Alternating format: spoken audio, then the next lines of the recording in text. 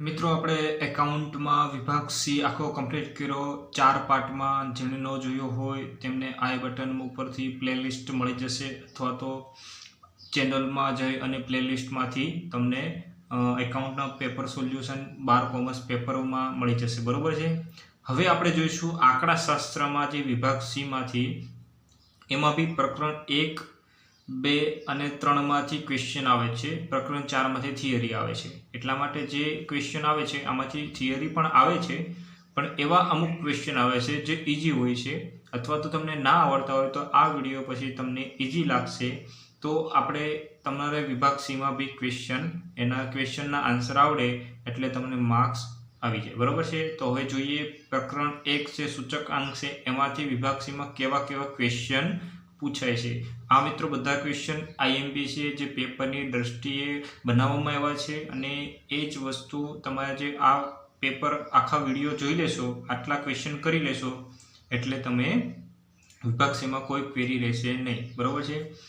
31મો છે કે વર્ષ 2015 અને વર્ષ 2016ના જથ્થાબંધ ભાવનો સૂચકાંક અનુક્રમે 150.2 અને 165.7 મળ્યા છે. આ બંને વર્ષના સૂચકાંકનો ઉપયોગ કરી ફુગાવાનો દર શોધો. મિત્રો, આ ફુગાવાનો દર શોધો એ ક્વેશ્ચન ઘણીવાર પૂછાઈ બી ગયો છે અને પૂછાય પણ છે, આઈએમપી છે. બરોબર છે.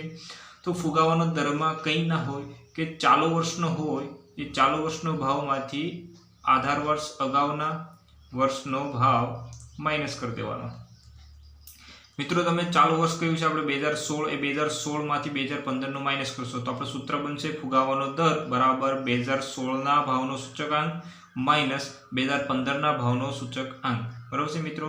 તમે ચાલુ વર્ષના ભાવનો સૂચકાંક માઇનસ અગાઉના વર્ષનો સૂચકાંક એટલે કે આધાર વર્ષના ભાવનો સૂચકાંક લખી શકો તો બી ચાલે.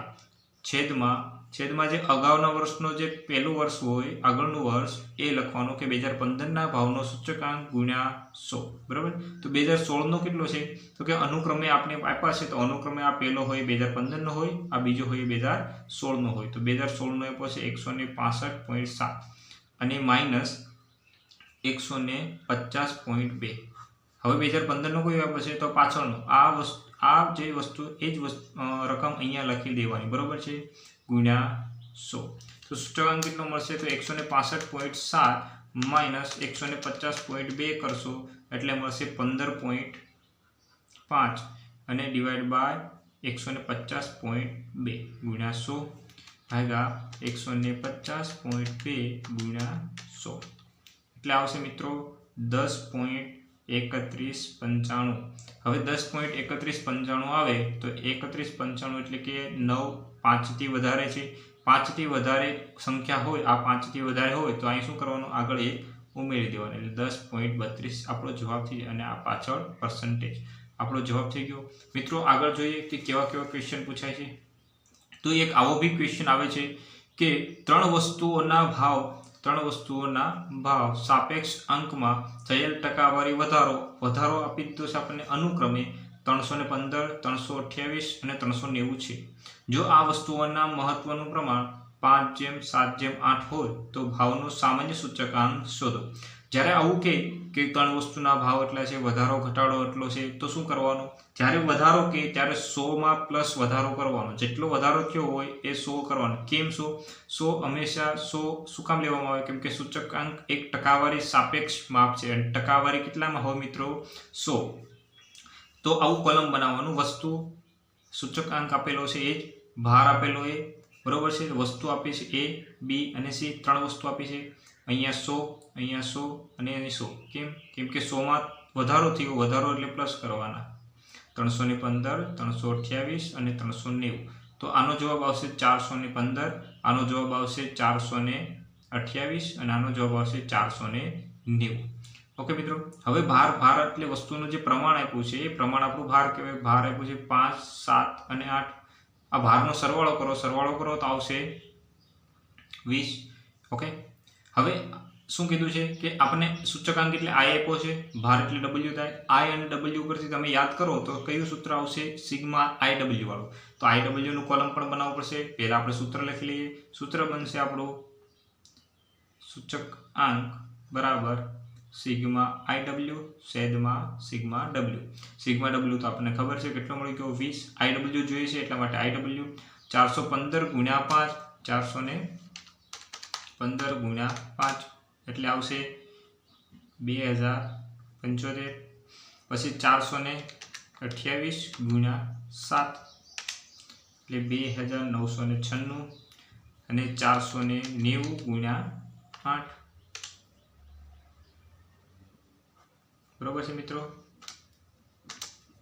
આનો જવાબ આવશે 8991. જે આપણે અહીંયા મૂકવાના છે 8991. 8991 ભાગ્યા 20 કરો એટલે મળશે 449.55. આપણો મળી ગયો સૂચકાંક. બરોબર છે મિત્રો. હવે મિત્રો આવો બી દાખલો આવી શકે છે જે તમને કોલમ આપ્યું હોય, બોક્સ બનાવેલું આપેલું છે, એમાં વસ્તુ આપેલી છે, ભાર આપેલો છે અને ભાવ સાપેક્ષ ટકાવારી આપેલી છે. તો જે વસ્તુ હોય એ વસ્તુ ઉપર ઊભા કોલમમાં આપણે લખી દેવાની, ટકાવારી લખી દેવાની અને ભાર લખી દેવાનો. ટકાવારી હોય ભાવ સાપેક્ષ ટકાવારી એને કહેવાય આઈ અને ભારને કહેવાય ડબલ્યુ. બરાબર છે. હવે આઈનો સરવાળો ડબલ્યુનો સરવાળો કરી દો. હવે શું કરવાનું? આઈ ડબલ્યુ કરવું પડશે. બરાબર છે. તો હું સમયના વગાડતા આઈ ડબલ્યુ કરી દઉં. તો મિત્રો મેં તો ગુણાકાર કરી દીધો, તમે કરી શકો છો કેલ્સીથી. હવે આપણી પાસે આઈ ડબલ્યુ છે એનો સરવાળો કહેવાય સિગ્મા આઈ ડબલ્યુ. સૂચકાંકનું સૂત્ર છે સિગ્મા આઈ ડબલ્યુ છેદમાં સિગ્મા ડબલ્યુ. તો સિગ્મા આઈ ડબલ્યુની જગ્યાએ હું 30,700 મૂકવાના. સિગ્મા ડબલ્યુ એટલે ભારનો સરવાળો થાય છે 100. ભાગાકાર કરશો એટલે 307 મળશે, જે આપણો સૂચકાંક મળી ગયો મિત્રો. હવે મિત્રો આવો બી દાખલો પૂછાય છે કે આટલામાંથી આટલા થાય છે તો કેટલો વધારો થયો, નુકસાન કે ફાયદો થયો કે નહીં. બરાબર છે. જીવન નિર્વાહ ખર્ચનો સૂચકાંક 280થી વધીને 340 થયો અને વેતન 13,500થી વધીને 14,750 થયું હોય તો કામદારને વાસ્તવિકમાં કેટલો ફાયદો થયો અને કેટલું નુકસાન થયું એ બતાવવાનું છે. તો આપણી પાસે કઈ માહિતી છે કે સૂચકાંક છે એ 280થી વધીને કેટલો થયો? 340 થયો, જ્યારે વેતન 13,500થી 14,750 થયું. બરોબર છે. હવે સૂચકાંક વધે છે, જીવન નિર્વાહ ખર્ચનો સૂચકાંક એટલે ટકાવારી વધે છે, ત્યારે વેતન પણ વધે છે. પણ કેટલું વેતન વધે છે કે ખરેખર ફાયદો થાય છે કે નુકસાન થાય છે એ જોવું હોય તો એના માટે સરળ રીત છે 280 હતું ત્યારે કેટલું થયું? 340 થયું. બરાબર. તો આપણી પાસે વેતન કેટલું છે? વેતન છે 13,500. એ આપણી પાસે હવે 280 એ 340 થતું હોય તો 13,500 એ કંઈક થવું જોઈએ. તો એના માટે આપણે ક્વેશ્ચનમાં, કેમ કે આ જ વસ્તુ આપણે ફાઇન્ડ કરવાની છે, આ મળી જાય તો આપણને ખબર પડે કે અહીંયા જે રકમ આવી એ રકમ અને આ 14,750 એ બંનેમાં કેટલો તફાવત છે. એ તફાવત આપણને ખબર પડી જાય કે ફાયદો થયો કે નુકસાન. બરાબર છે. તો આના માટે શું કરવું પડે કે આ 340 અને 13,500નો ક્રોસ મલ્ટિપ્લિકેશન કરવાનું. ક્રોસ મલ્ટિપ્લિકેશન કઈ રીતે થશે? તો 13,500 ગુણ્યા 340 ભાગ્યા 280. 13,500 તમે કરશો 13,500 ગુણ્યા 340 ભાગ્યા 280 એટલે મળશે આપણને 16,392.86. આપણને મળ્યું કેમ? જ્યારે સૂચકાંક 280 હોય, સૂચકાંક 280 હોય એ વધીને 340 થાય એટલે કે ખર્ચનો ટકાવારી 340 થાય ત્યારે વેતનમાં પણ વેતન 13,500થી 16,392 થવું જોઈએ. પણ આપણી પાસે વેતન કેટલું છે? 14,750. હવે કર્મચારીને 16,392 એનું વેતન મળવું જોઈએ અને વાસ્તવમાં કેટલું મળે છે? 14,750. તો કેટલું ઓછું મળે છે ને? તો ઓછું મળે તો નુકસાન થયું કહેવાય. તો નુકસાન કેટલું થયું કહેવાય? તો કે 16,392.86 માઇનસ જે ખરેખર મળે છે એક માઇનસ કરશો એટલે માઇનસમાં મળશે 1,642.86. આટલું નુકસાન મળશે મિત્રો. આટલા હતા પ્રકરણ 1ના સૂચકાંકમાંથી પૂછાય છે અલગ અલગ. હવે જોઈશું પ્રકરણ 2માં. પ્રકરણમાં સહસંબંધના નાના જે સૂત્રો છે એના ઉપરથી ક્વેશ્ચન આવે છે વિભાગ સીમાં. જોઈએ. આટલા ક્વેશ્ચન કરશો એટલે મોસ્ટ ઓફલી તમને આવડી જશે. ને મોસ્ટ ઓફલી સરખા પણ છે જ. તો જોઈએ, જો x sigma x y x minus x bar y minus y bar બરાબર 65, એસ એક્સ 3, એસ વાય બરાબર 4, એન બરાબર 10 હોય તો આરની કિંમત શોધો. એટલે આર એટલે સહસંબંધની કિંમત શોધવાની છે. આમાં આપણે બે રીતે કરી શકાય. જ્યારે તમને એસ એસ એચ વાય આપેલું હોય તો તમને ખબર છે આપણું સૂત્ર બને છે કે આર બરાબર કો x Y upon S X S Y બરાબર. આવું સૂત્ર એક આરનું હોય છે, નાનું સૂત્ર. તો આ નાના સૂત્રમાં એક કો એક્સ વાય પણ નથી આપેલો, તો એના માટે કયું સૂત્ર બનશે કે જે વિગત આપી છે વિગતમાંથી જ બનશે. કે આપણે વિગત આપી છે x minus x bar y minus y bar. તો આવું સૂત્ર તમે જોયું હશે, કો એક્સ વાયનું સહવિચરણ એક્સ વાયનું sigma x minus x bar y minus y bar upon n. જોઈએ, હું કિંમત મૂકું છું. આપણને આપી છે 65 અને એન આપ્યા છે 10, એટલે મારી પાસે આવી ગયા 6.5 બરાબર છે. હવે આ હું આરની કિંમતમાં જ મૂકું છું કે 6.5 છે તો એ અહીંયા મૂકી દઉં, અને એસ એક્સ છે મારી પાસે 3 અને એચ વાય છે મારી પાસે 4. તો આનો ગુણાકાર કરું 6.5/12 એટલે મારી પાસે મળશે આરની કિંમત મળશે 54 બરાબર છે. 0.54 16 છે, 16 નો ન લખો તો ભાઈ ચાલે, ના લખો તો ભાઈ ચાલે. હવે બીજી રીત કઈ છે? આ જ વસ્તુ આપ્યું છે, પણ બીજી રીતમાં એવું છે કે આ બંને સૂત્રને શું કરી દીધું, મિક્સ કરી દીધું. જો તો કોની જગ્યાએ હું આ લખી દઉં, કો છે કો સહવિચરણ એક્સ વાય, એની જગ્યાએ હું આખું સૂત્ર લખી દઉં તો આખું સૂત્ર મારું લખાઈ ગયું બરાબર છે. આ લખાઈ ગયું. અને એસ એક્સ એસ વાય તો આપણું મેઇન સૂત્ર છે જ. એટલે આ બે સૂત્રને મિક્સ કરી દીધા. હવે મિક્સ કરી દઈએ તો એક સૂત્રમાંથી જ આખો જવાબ આવી જાય. જેને જે રીત ફાવે એ રીતે કરી શકે છે. તો 65 નીચે n 10 ગુણ્યા 3 ગુણ્યા 4. ઓકે, ડાયરેક્ટ મેં કિંમત જ લીધી છે આપણે. તો 65/120, તો 65/120 કરશો એટલે મળશે તમને 0.5416. 0.5416 ના લખો તો બી ચાલે બરાબર. હવે આરની કિંમત શેના નજીક આવી છે? એકની નજીક કહેવાય. એકની નજીક હોય તો વધુ ગાઢ ધન સંબંધ છે.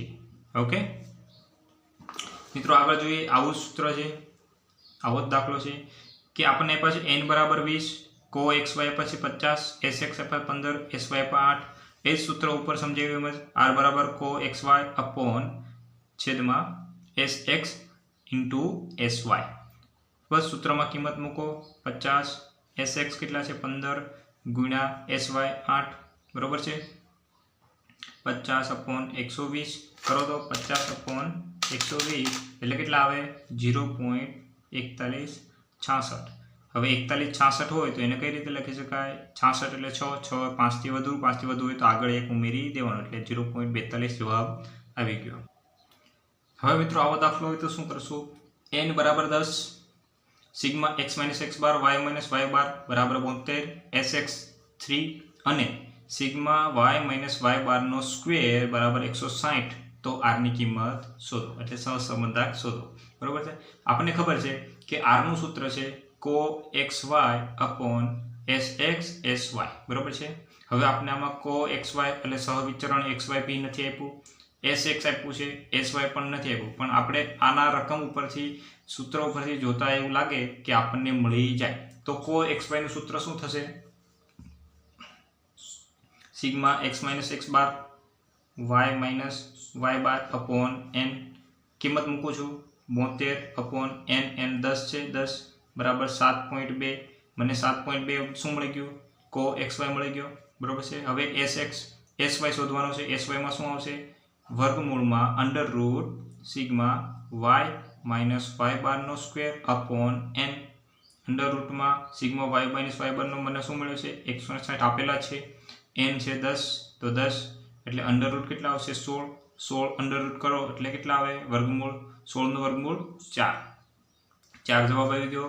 કો એક્સ વાય મળી ગયું, એસ વાય મળી ગયો અને એસ એક્સ આપેલો છે તો આપણે મળી જાય. તો કો એક્સ વાય કેટલો છે? 7.2, એસ એક્સ આપેલો છે 3 અને એસ વાય આપેલો છે 4. તો 7.2 अपॉन 12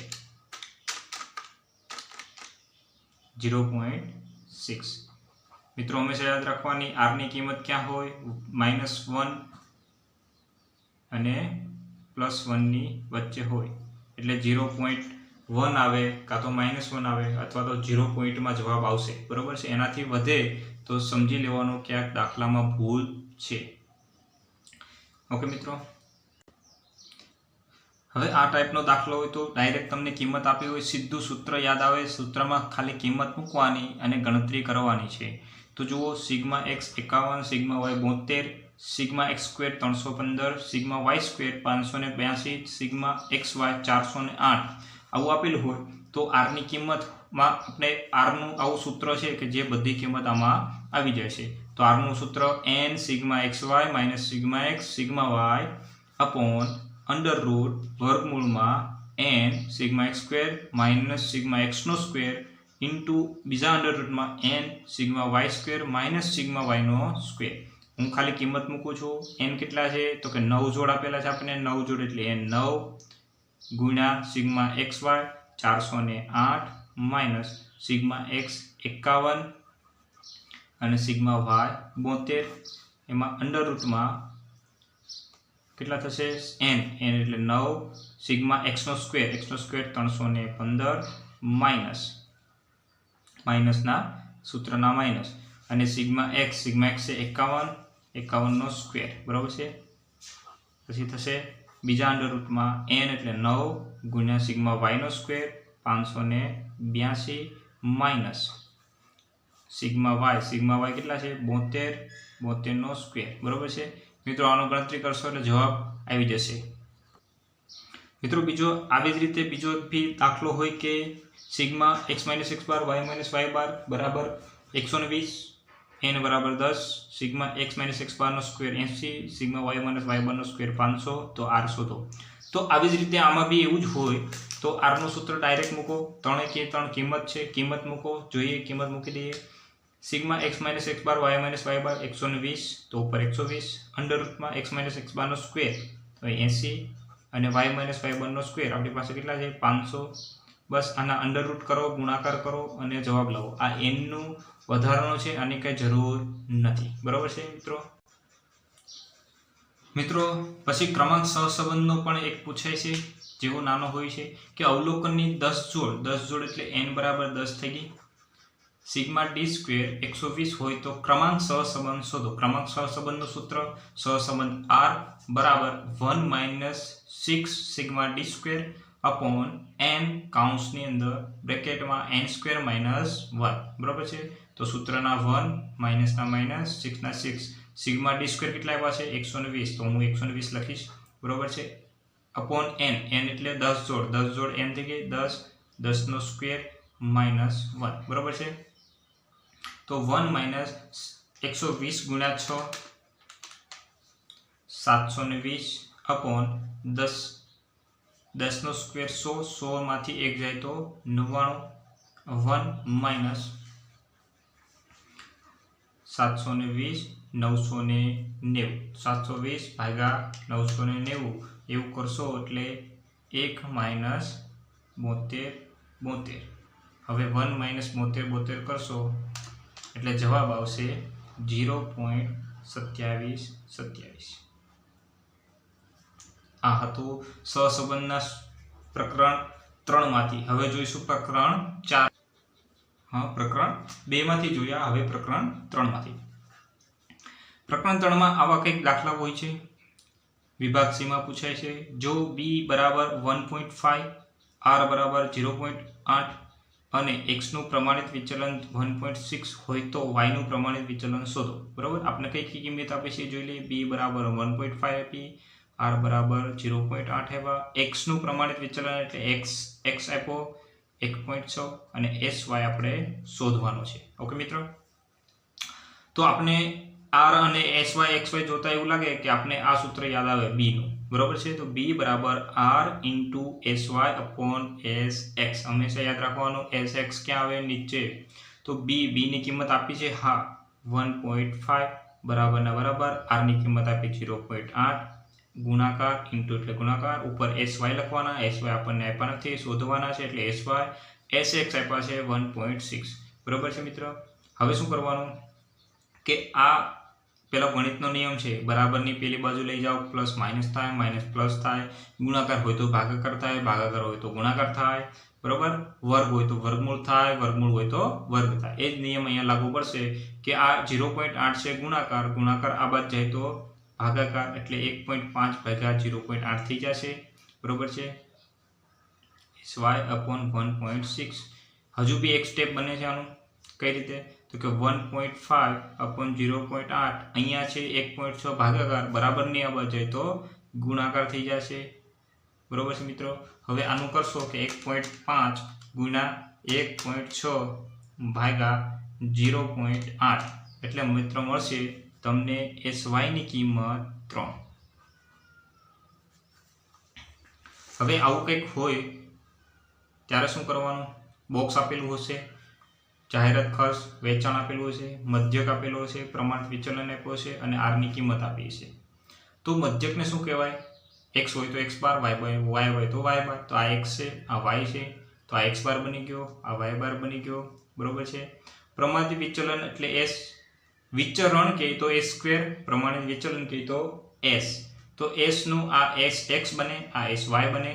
હવે આની ઉપરથી આપણને ખબર પડે કે આપણે b મળી જાય, b નું સૂત્ર હમણાં જ ઉપર જોયું કે r * sy/sx, તો r ની કિંમત કેટલી છે 0.8 ગુણ્યા sx કેટલો છે 3, ઉપર આવશે sy એટલે 12, નીચે આવશે sx 3 બરોબર મિત્રો।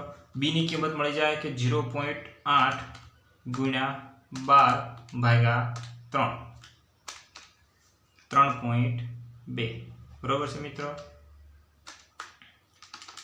હવે 3.2 b ની કિંમત મળે, આપણે y બાર અને x બાર આવેલો છે એટલે આપણે a ની કિંમત પણ મેળવી શકીએ, જોડે મેળવી લેવાની। a નું સૂત્ર છે y bar minus b x બાર બરોબર છે। y બાર કેટલા છે તો કે 90 માઇનસ b મળ્યો હમણાં જ 3.2 ગુણ્યા x બાર કેટલો છે, x બાર આપ્યો છે 10 બરોબર છે, તો 90 માઇનસ 3.2 ગુણ્યા 10 32, 90 માઇનસ 32 કરશો એટલે મળશે 58। તો a મળી ગયો છે, b મળી ગયો છે, તો y કેપ પણ મળી જાય, તો y કેપ નું સૂત્ર a + bx, a કેટલો છે 58 પ્લસ ના પ્લસ, b કેટલો છે 3.2 અને x, હવે આપણે આગળ કઈ નથી આપ્યું એટલે આપણું આ સમીકરણ બની ગયું મિત્રો। મિત્રો લાસ્ટમાં વિભાગ સી માં લાસ્ટ અને ચેપ્ટર 3 માં આ લાસ્ટ છે કે જે આવા ક્વેશ્ચન પૂછાય છે અને આ મોસ્ટ IMP પણ છે બરોબર છે। આ ક્વેશ્ચન 3 ટાઈપ છે, એ 3 જોજો। આ ટાઈપથી એક જ ટાઈપ છે પણ આમાં 3 અલગ અલગ કન્ડિશન હોય તો શું કરવાનું, તો જો byx બરાબર 0.8 હોય તો u અને v માટે buv શોધો। આ ત્રણેયમાં એવું જ હોય છે કે buv શોધો, bvu શોધો બરોબર છે। હવે આપણે આ આપ્યું હોય ત્યારે byx નું સૂત્ર buv હોય, bvu હોય એવું સૂત્ર કંઈક છે, જો આવું સૂત્ર છે, આ મિત્રો સૂત્ર લખી દેજો, byx બરાબર bvu ઇન્ટુ cy/cx બરાબર છે મિત્રો। હવે આપણે શું આપ્યું છે કે byx આપ્યું છે 0.8 આપ્યું બરાબર છે, અને પહેલી કન્ડિશનમાં u બરાબર x - 105 અને y માઇનસ બીજી કન્ડિશનમાં છે y - 90। હવે તમને ખબર છે કે cy અને cx ક્યાંથી કઈ રીતે મળશે કે જ્યારે u આપણે કોલમ બનાવીએ અને એમાં જે ભાગાકાર કરીએ એ ભાગાકારને શું કહેવાય cx કહેવાય, અને y માં જે ભાગાકાર કરીએ એને કહેવાય cy બરાબર છે। અહીંયા cy cx કાંઈ નથી, ના હોય તો કંઈ લેવાનું નહીં, અને લ્યો તો 1 લેવાનું, તો byx કેટલા છે, byx છે 0.8 બરાબર bvu, તો bvu તો આપણે શોધવાનો છે ગુણ્યા cy તો કે 1 અને cx 1 કેમ 1 લીધા કેમ કે અહીંયા કાંઈ છેદ નહીં છેદમાં એટલા માટે, તો આપણે શું બની ગયો એ જ જવાબ મળી ગયો કે bvu બરાબર 0.8 જવાબ મળી ગયો મિત્રો। આગળ બીજો દાખલો એ જ છે કે એ જ સૂત્ર એક જ, byx બરાબર bvu ગુણ્યા cy/cx, પણ જ્યારે u ની કિંમત આવી રીતના આપી હોય આપણે તો શું જોવાનું છે ડાયરેક્ટ ડાયરેક્ટ જોવાનું કે ભાગાકારમાં કેટલા છે, ભાગાકારમાં 100 એટલે cx બરાબર 100 મળી જશે, ભાગાકારમાં 50 50 એટલે ભાગાકારમાં 50 હોય તો cy મળી જાય y માં, બરોબર છે, v માં. હવે આપણે સૂત્રમાં કિંમત મૂકવાની, byx ઉપર જ હતું એ 0.8 બરાબર b vu ઇન્ટુ cy કેટલા છે 50 અને cx છે 100, બરોબર છે મિત્રો. હવે શું કરશું કે આ 100 ભાગાકારમાં આ બાજુ છે તો ગુણાકારમાં, એટલે હું ડાયરેક્ટ ગુણાકારમાં લઈ લઈશ, અને આ ગુણાકારમાં છે આ બાજુ તો ભાગાકારમાં, એટલે હું ડાયરેક્ટ બરાબરની આ બાજુ ભાગાકારમાં લઈ લઈશ, એટલે મને મળશે bvu, બરાબર છે. તો કેટલા મળશે bvu બરાબર 1.6 આપણો જવાબ આવ્યો, બરાબર છે. હવે ત્રીજી કન્ડિશન જોઈએ મિત્રો. ત્રીજી કન્ડિશન એવી છે, આવું કંઈક આપેલું છે, કાં તો u આપેલો હોય કાં તો v આપેલો હોય. આપણે જેવી કન્ડિશન આપે એ પ્રમાણે cx અને cy શોધવાનું અને સૂત્રમાં મૂકવાનું. તો આપણે જ્યારે u માં ગુણાકારમાં આપે, બરોબર છે મિત્રો, ગુણાકારમાં આપે ત્યારે શું કરવાનું, ભાગાકારમાં હતું ના હોય તો કંઈ નહીં, ભાગાકારમાં હોય તો શું લેવાના, આપણે ડાયરેક્ટ લઈ લેતા અહીંયા cx ને cy. પણ જ્યારે ગુણાકારમાં આપે ત્યારે શું કરવાનું, ગુણાકારને ભાગાકાર બનાવવાના, ગુણાકારને ભાગાકાર બનાવવાના. હવે ગુણાકાર હોય એ તમે ભાગાકારમાં લો એટલે પોતે જ ભાગાકારમાં આવી જાય, એટલે 1/10 થઈ જાય, બરોબર. અહીંયા 5 ગુણાકારમાં છે તો શું થશે, અહીંયાથી આપણે ભાગાકારમાં લઈએ તો 1/5, બરોબર છે. તો u હોય તો આપણો આ cx બની ગયો અને v હોય તો આ cy બની ગયો, બરોબર છે. તો સૂત્ર શું છે, byx બરાબર bvu ઇન્ટુ cy cx. સૂત્રમાં કિંમત મૂકું છું, કેટલી કિંમત છે 0.8 બરાબર bvu તો શોધવાનો છે ગુણ્યા cy કેટલો છે 1/5 ભાગા 1/10. મેં કિંમત મૂકી. હવે શું કરશું, આને કઈ રીતે કરશું, જો મિત્રો, જ્યારે ઉપર પણ અપૂર્ણાંક નીચે પણ અપૂર્ણાંક કે કોઈ ઉપર અથવા નીચે બેમાંથી એકમાં અપૂર્ણાંક હોય ત્યારે એક વસ્તુ યાદ રાખવાનું, શું યાદ રાખવાનું, અંશનો છેદ છેદમાં. તો આ અંશ છે આખા અંશનો છેદ કયો છે 5, એ 5 ક્યાં લઈ લેવાના, છેદમાં લઈ, એટલે ઉપરનો નીચે લઈ લેવાનો, ઉપરનો નીચે એટલે તો એટલા બનશે 0.8 બરાબર bvu ગુણ્યા કેટલા બનશે, અહીંયા 5 ને ક્યાં લઈ લેવાના, નીચે, તો 5 નીચે આવી જશે, બરોબર. અને છેદનો છેદ અંશમાં, એટલે કે નીચેનું હોય એ ઉપર લઈ લેવાનું, ફેરવી દેવાનું. 5 ઉપર હતા એ નીચે લઈ લીધા અને 10 નીચે હતા એ ઉપર લઈ લીધા, બરોબર છે. હવે શું કરવાનું, આ ભાગાકારમાં આ બાજુ જાય તો ગુણાકાર, અને આ ગુણાકારમાં આ બાજુ જાય તો બરાબરની આ બાજુ લઈ લો તો ભાગાકારમાં bvu. હવે 0.4 આપણો જવાબ આવી ગયો. ફરી ના સમજાણું હોય તો ફરીથી જોઈ લેજો. અને વિભાગ સી માં પ્રકરણ 1, 2, 3 અને 4 માંથી થિયરી આવે છે, એટલે સ્ટેટિસ્ટિક પાર્ટ 1 આપણો વિભાગ સી માં કમ્પ્લીટ થાય છે. Thank you so much.